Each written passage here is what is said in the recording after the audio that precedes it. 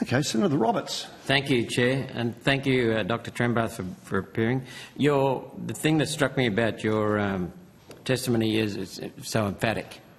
So you also mentioned that so many small businesses in particular are not aware that the 3G shutdown is happening.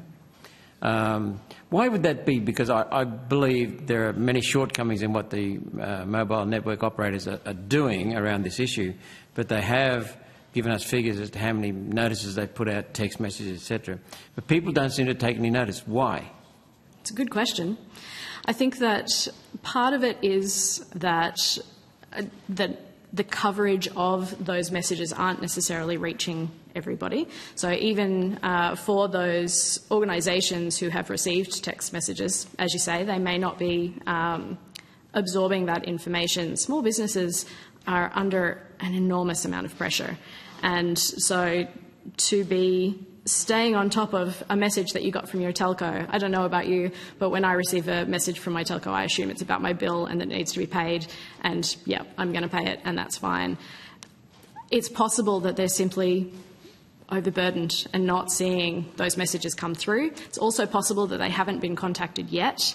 As you say, they've broken down those figures, and that's really good to hear. Certainly that wasn't the case, to the best of my knowledge, when Aki was in communications with Telstra previously. But those figures do need to be broken down across the different industries and across the different sectors, because a lot of the time, as you'd be aware, the way that telecommunications companies contact you is through your mobile phone. But if you're talking about devices that are running on the 3G network that are not mobile phones, it's entirely possible that they're just being missed. But I can't answer the question definitively, I'm afraid. You mentioned the second aspect of lack of awareness. The first one was they weren't aware of 3G being shut down. Of those who were aware or are aware, they're not aware that devices will be impacted. That some of them have many devices. Yeah, and so, for example, the surveyors are a good example of this, and I believe that they've come to speak to you as well yesterday. And so for them, you know, the equipment that they're using has been designed for 3G. It's only just started to move across to 4G. So it's possible to get 4G equipment now, but that's new. And if you've only just bought 3G-enabled equipment and now you're having to replace that at approximately $15,000 per item, then obviously that's going to be quite a significant move. So for the Surveying Association, they have actually been reaching out really proactively to their members and also to the telcos, wanting to have those conversations.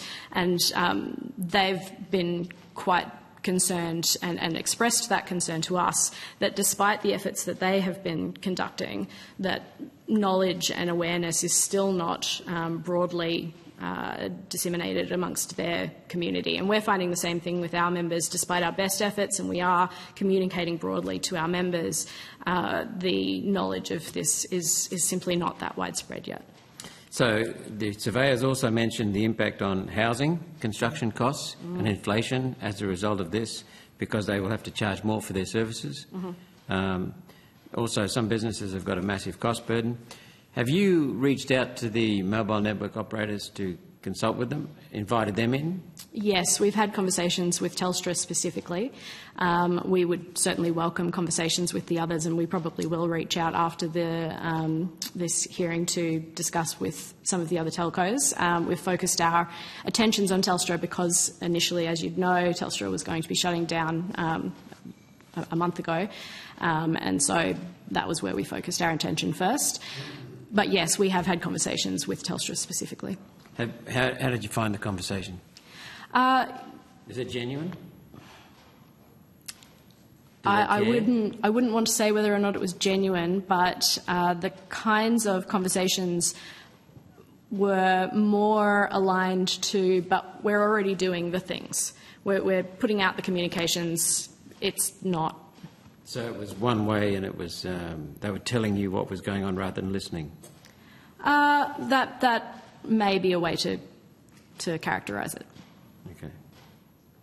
all right, because they've only delayed by a month or two the imposition, and I don't think they've really been listening at all to so many people across the country. So what are your specific concerns? That people are just going to find out in a couple of months that they're high and dry? Yeah, I mean, I can imagine a scenario. So take the example I gave in my opening statement around the fire system, the alarms, the fire alarm systems. So if those fire alarm systems are on the 3G network, then the screen on that system is going to start showing an error. It's just going to say that it's not working. Now, if you're not aware that the 3G network is shutting down, what kind of problem solving are you going to do there? Like, who do you ask? You're probably likely to call your fire alarm system manufacturer. There's a problem with my alarm system. Great, okay. Hopefully they know. If they know, then great. They can then pass that information on. Hopefully there hasn't been a fire in the interim before they've noticed that the system's gone down. But what if the manufacturer of the fire alarm system isn't aware that the 3G system? So you can imagine this scenario where, in fact, yeah. This morning, this is because I'm sorry to interrupt. But No, please. Because we asked questions along this line about lifts in airports and backups. Right. And quite clearly, the telcos. I strongly urge Dr. Trembath, you should go back and have a listen to that, because I'm struggling that. I can understand small business people who are out there and pulling their hair out, and single operators and that sort of stuff, but I'm really struggling. I'm sorry to interrupt you, Senator Roberts, that a lot of your members are saying they're not aware of it. It's really because I'll come back to me, but. Well, what I think Dr. Trembath is saying is some are not aware of it happening, some are not aware of the consequences in their business. I understand the consequences, I understand that, but I'm just, because there's a lot of, if someone who has that fire alarm do the fire alarm, people know. That, you know what I mean? It's coming, filtering right down to anyway, I know what I'm trying to say. I'll come back, but I did interrupt you. Please keep going. No, I'm done, thanks. Thank you very much. Thank you, Senator.